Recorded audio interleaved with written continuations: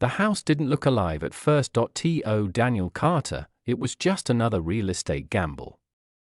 A Victorian relic on the edge of town, boarded up for decades, sold to him at a price too good to refuse. He told himself it was a project, fix it, flip it, profit, but as he stood on the porch that first evening, keys trembling in his hand, he swore the door pulsed under his grip.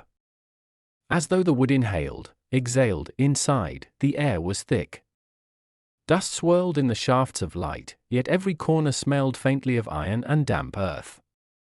Floorboards groaned, not from his weight, but like they shifted on their own. Daniel laughed it off nervously.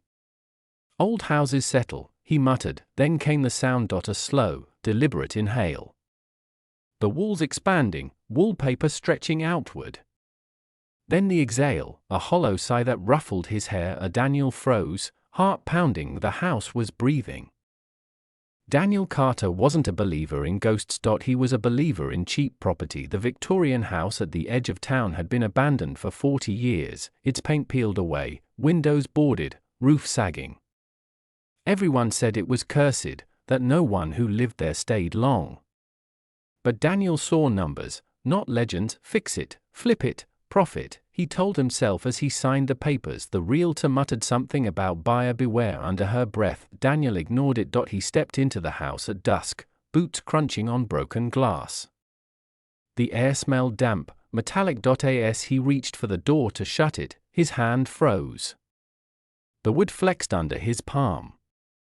Not creaking.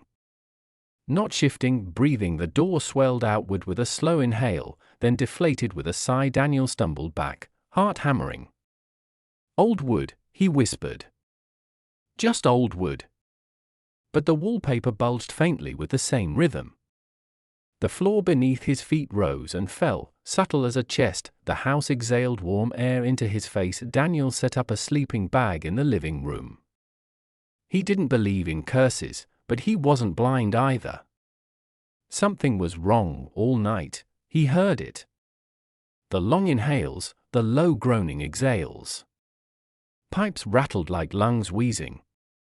Windows fogged as though from inside breath. At 3 a.m., he swore the floor beneath him thudded, like a heartbeat. He pressed his ear to the boards. The pulsing was real. Deep, steady, alive. Daniel whispered into the dark, "You're not a house, are you?" The ceiling above him expanded and sighed. Morning brought little comfort. The air was heavier, pressing against his chest like unseen hands. As he explored, Daniel found cracks in the walls, not structural, but shaped like mouths. When the wind passed, they whispered. Words just out of reach. He leaned closer to one fissure. A voice hissed from within, "Welcome back." Daniel staggered away, shaking his head. He had never been here before. But the house spoke as if it knew him. He slammed the fissure shut with plaster. The whisper bled through anyway, muffled but constant. At the diner in town, locals stared when he mentioned the house. An old man finally spoke. "You bought it?" "Fool. That place, it breathes. Always has." Daniel tried to laugh. Houses settle. Pipes shift. It's old. The man's eyes were grave. Old, yes. But not empty. It's alive. And it remembers everyone who's ever stepped inside. Daniel pressed him. "What happened to the last owners?" The man's fork clattered onto the table. He whispered one word, "Consumed." Daniel returned that evening, resolve firm. He wouldn't be scared off by ghost stories, but as he crossed the threshold, the house inhaled deeply, boards swelling like lungs filling. The air rushed past him, tugging at his clothes, as though the house was drawing him in. His phone buzzed. On the screen, a message appeared though no one had typed it. "You belong here." Daniel dropped the phone. His breath came ragged, and then he realized the truth. The house wasn't just breathing. It was waiting. Daniel forced himself to treat the house like a project. He unpacked tools, took photos of the cracked walls, measured the sagging floorboards, but the house refused to be ignored. Every time he hammered a nail, the walls shuddered like nerves firing. Every time he opened a door, the hinges sighed, not squeaked. That night, as he tried to sleep, the floor rose beneath him with each inhale, fell with each exhale. Like he was lying on the chest of something massive. He pressed his palm flat. The boards throbbed. By the third day, Daniel began to hear them clearly, and not whispers, not illusions. Voices. They came from the walls, the vents, even the floor. Some cried softly. Others laughed. One sang a lullaby that made his stomach twist, but one voice spoke his name. Daniel, Daniel, come downstairs. He followed it into the cellar, flashlight trembling in his hand. The far wall, bricks bulged in and out like a throat swallowing. The voice rasped, you belong beneath. In the attic, Daniel found a box of photographs. Families who had lived here before. Smiling parents, children, grandparents, posed in front of the same breathing wallpaper. On the back of each photo, names were scribbled. Dates too, but every single date ended abruptly. 1957, 1969. 1982, 1999. No family lasted more than a few years. And none had records in town after those dates. As he shuffled the photos, Daniel froze. The last picture wasn't old. It was new. Him. Standing in front of the house. Smiling, but he had never taken it. The feeding. The next night, the house grew louder. The inhales rattled the windows. The exhales blew dust down the hallways. Daniel woke choking. His chest heaved but no air entered.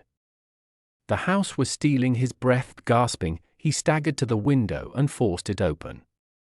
The moment fresh air hit his lungs, the walls around him quivered in anger. He coughed hard, clutching his throat. You're not just alive, he rasped. You're hungry. The ceiling above him expanded, groaning. The house inhaled again, this time deeper. The next morning, a knock at the door startled him. It was a woman in her 70s. Thin, sharp-eyed, carrying a rosary. You shouldn't be here, she said firmly. The house feeds. It's always fed. Daniel tried to protest. She silenced him. It breathes because it has a heart. And that heart needs to keep beating. It won't stop until it owns you. Her hand tightened on the rosary. Leave now. Before it remembers too much of you. She turned and walked away, muttering a prayer. The walls behind Daniel exhaled, long and low. Almost like laughter. That night, Daniel tried to leave. He packed his bag, grabbed his car keys, and stormed to the front door, but when he opened it, the street outside was gone. Only darkness stretched beyond the porch. Black, endless, suffocating. Panicked, he shut the door, then flung it open again. Same endless void. The house inhaled sharply, pulling the air from his lungs. Daniel fell to his knees, gasping. From the walls came the voice, layered and deep. You are inside. You were always inside. Daniel searched every floor, desperate to find a way out. On the second floor, behind peeling wallpaper, he discovered a door he had never noticed before. Its frame pulsed faintly, like veins beneath skin. With a crowbar, he forced it open. Inside was a small room lined with shelves. Journals filled every inch. Dozens, maybe hundreds. Each with a name scrawled across the spine, names he recognized from the photographs in the attic. Families who had lived here before. The room exhaled when he stepped inside, dust swirling like breath. He opened the oldest journal, March 2nd, 1901. The walls sigh when we sleep. At first, we thought it was drafts. But the children complain they cannot breathe at night. My husband says it's in their heads. I hear it too. April 19th, 1901. The floor moves like a chest. The house is alive. I fear it has chosen us. The final entry was short, May 10th, 1901. We can no longer leave. It is feeding. The handwriting ended mid-sentence. A journal after journal told the same story. Families moving in, ignoring the whispers. Families realizing the house was alive. Families begging for escape. Each ended suddenly. Pages torn, ink smeared, words cut off mid-thought. But the most recent journals chilled him most. 1999. We thought it was just a house. We were wrong. The last page wasn't blank. It held only 2 words, written in shaky black ink. Still hungry, determined, Daniel returned to the cellar. He pressed his ear against the bulging brick wall beneath it. Something throbbed. Slow. Rhythmic. A heartbeat. He grabbed a hammer and struck the bricks. They cracked, dust spilling out like blood. With each blow, the heartbeat grew louder, stronger, angrier. Finally, the wall broke open. Behind it, flesh pulsed where stone should have been. Red, wet, alive. Daniel staggered back, bile rising. The foundation of the house wasn't wooden stone. It was muscles. The flesh shifted. Patterns rose from its surface. Faces. Dozens of them. Men. Women. Children. Their eyes shut, their mouths frozen mid-scream. He recognized some from the attic photos. The missing families weren't gone. They were part of the house. The faces twitched. One eye flicked open, milky white, rolling toward him. A voice filled the cellar, layered with all their tones. Join us. Daniel fled up the stairs, heart hammering. The cellar door slammed behind him on its own. Back in the journal room, Daniel pieced it together. The house didn't just breathe. It fed. Absorbed every family, every soul. Their memories, their bodies, their very faces, woven into its living walls. And now it wanted him. The most recent journal sat open on the desk. The ink shimmered wet, though the entry was dated years ago. A new line appeared, letter by letter, right before his eyes. Daniel Carter. 2025. The walls inhaled sharply. Daniel woke to find the hallway outside his room stretched longer than before. Doors lined the walls where none had existed yesterday. Each door breathed in rhythm with the house, wood swelling and shrinking. He opened one cautiously. Inside was the diner from town, same counter, same stools. But the people inside sat frozen, eyes vacant, skin pale. When he blinked, the room melted back into wallpaper and dust. The house wasn't just alive anymore. It was rewriting reality. In the upstairs bathroom, Daniel caught his reflection. At first, it was normal. His tired face, sunken eyes. But then the reflection smiled while he didn't. Its lips moved soundlessly before words filled the room. You're already part of us. Daniel smashed the mirror with his fist. Blood smeared across the shards, but each shard showed not his face, only the pale, suffocating faces from the cellar wall, mouths moving in unison. Breathe with us. Desperate, Daniel ran to the front door. This time, the street outside was visible again. His car waited in the driveway. He bolted across the porch, heart soaring, but when he reached the car, the keys wouldn't fit. The doors were welded shut. The house loomed behind him, its windows pulsing like eyes. Then he realized, the neighborhood was wrong. All the other houses were gone. Only darkness surrounded the street. The house stood alone in a void, breathing. That night, the voices inside grew deafening. They came from every wall, every vent, every floorboard. They argued, laughed, screamed. Some begged for help. Others urged him to give in. One voice rose above the rest, his own from the ceiling. Daniel heard himself whisper, "Stop fighting. You've always been here. You'll always be here." He shouted back until his throat tore raw. But the house only exhaled harder, rattling the windows. The living room transformed before his eyes. The wallpaper peeled back to reveal veins, pulsing and wet. The fireplace gaped like a mouth, embers glowing deep in its throat. The carpet heaved like a stomach digesting. Daniel pressed against the wall, shaking. The house inhaled. The floor rose under his feet. His chest matched its rhythm against his will. The realization struck him with terror. The house wasn't just feeding on him, it was sinking him. Daniel fled to the journal room, clutching the nearest book. He scrawled inside desperately, "My name is Daniel Carter. I am alive. I am not the house." The ink bled across the page, letters twisting into new words. "You are Daniel Carter. You are the house." The journals on the shelves rattled violently. Hundreds of voices shouted at once, their words overlapping into a roar. "Breathe with us." Daniel dropped the pen, hands shaking, and for the first time, when the house inhaled, so did he, without meaning to. Daniel couldn't fight the pull any longer. Each inhale of the house dragged his chest with it, his breath sinking tighter. His hands trembled as he grabbed the crowbar and returned to the cellar. The heartbeat was louder now, echoing through the walls. With every thud, dust fell from the ceiling, as though the entire house pulsed in rhythm. At the bottom of the steps, the brick wall he'd cracked before had sealed over, fresh, wet stone like scar tissue. The house was healing itself. Daniel lifted the crowbar.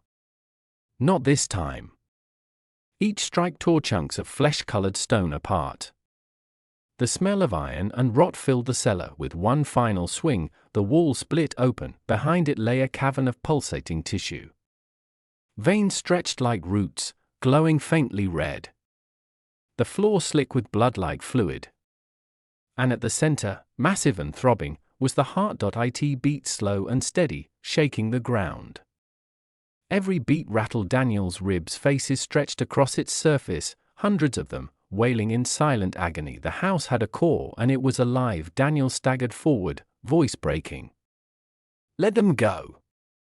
You've kept them long enough." The heart shuddered, and the faces writhed. Some opened their mouths to scream. Others whispered his name from the walls. A voice thundered, layered, endless, "We are them. We are you. We are the house. There is no leaving." Daniel raised the crowbar. His pulse raced. "Then I'll tear you apart." He swung down, metal crunching into living flesh. The heart convulsed, shrieking with 1,000 voices. Blood sprayed the cellar walls. The heart retaliated. Veins shot from the walls, wrapping around Daniel's arms and legs. They pulsed, hot and strong, pumping something into his veins. Visions flooded his mind. He saw the families who came before him, smiling around dinner tables, laughing in living rooms. The house gave them joy, comfort, eternity. A voice whispered seductively in his head, "I'll stay. You won't age. You won't die. You will never be forgotten. You will be us." Daniel's grip on the crowbar faltered. His breath synced perfectly with the heart's. For a moment, he almost gave in. Through the haze, Daniel remembered the journals. The desperate scrawls, "It feeds. It won't let go." He remembered the neighbor's warning, "Before it remembers too much of you." Rage surged. He ripped free of the veins, screaming, "I am not your food." He drove the crowbar again and again into the heart, each strike cracking its surface.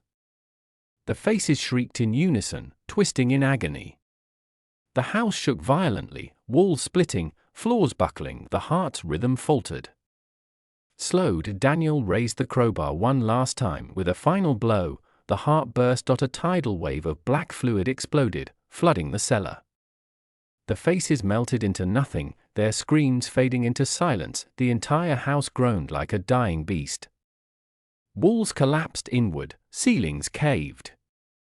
Every inhale became ragged, every exhale weaker. Daniel scrambled up the stairs, slipping on blood-slick wood. He burst into the living room as the house gave one last sigh. Then it collapsed, crushing itself in a cloud of dust and ash. When the air cleared, only Daniel stood, soaked, trembling, alive. The house was gone. Or so he thought. Daniel stood among the rubble, chest heaving. The house was gone, reduced to splinters, ash, and steaming black sludge. The morning sun rose for the first time in days. He staggered into the street, gulping air like a drowning man. Finally reaching the surface, neighbors gathered at a distance, staring in shock. The old woman with the rosary crossed herself, whispering, "It finally fell." Daniel wanted to feel relief. Freedom, but something in his lungs felt heavy. Each breath still carried a faint echo, the rhythm of the house. He spent the next weeks in a motel on the edge of town. But peace never came. At night, he dreamed of the faces in the heart. Families frozen in walls of flesh. Children reaching for him.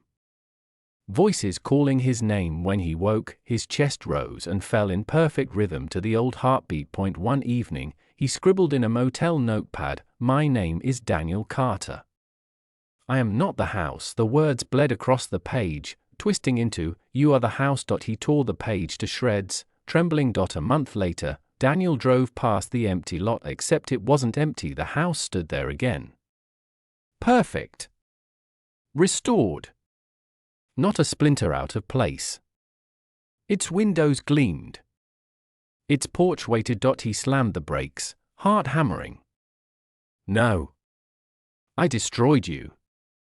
The house exhaled, a warm gust rolling across the street, ruffling his hair. In the reflection of the window, he saw himself standing on the porch, smiling, key in hand, but he was still in the car. That night, he couldn't breathe. His chest rose and fell too heavily, his lungs straining. He tore open his shirt and saw it, faint red veins crawling across his chest, pulsing in rhythm. The house wasn't just rebuilt. It was inside him. Daniel fell to his knees, gasping. The voices returned, whispering through his blood, "We are you. You are us." The heart beat still. He clutched the motel mirror. His reflection grinned though he sobbed. The house had never died. It had moved. Desperate, Daniel grabbed the last surviving journal from the rubble. He opened to a blank page and scrawled furiously, "If anyone finds this, burn it. Burn me. Burn whatever is left. The house doesn't die. It only relocates. It only breathes through us." His handwriting grew jagged, letters twisting as though guided by another hand. The final line appeared, though he didn't write it: "Daniel Carter. 2025, still hungry." The notebook pulsed once in his hands. Weeks later, a new family stood on the porch. Young parents, 2 children, wide smiles. The realtor beamed. "It's a miracle, really. The old place rebuilt itself somehow. Perfect condition. And the price is unbeatable." The father chuckled. "Feels almost alive in here." The children giggled as they ran inside. The walls inhaled softly, sighing warm air down the hallway from the upstairs window. Daniel's face watched silently, smiling, breathing. The house lived on.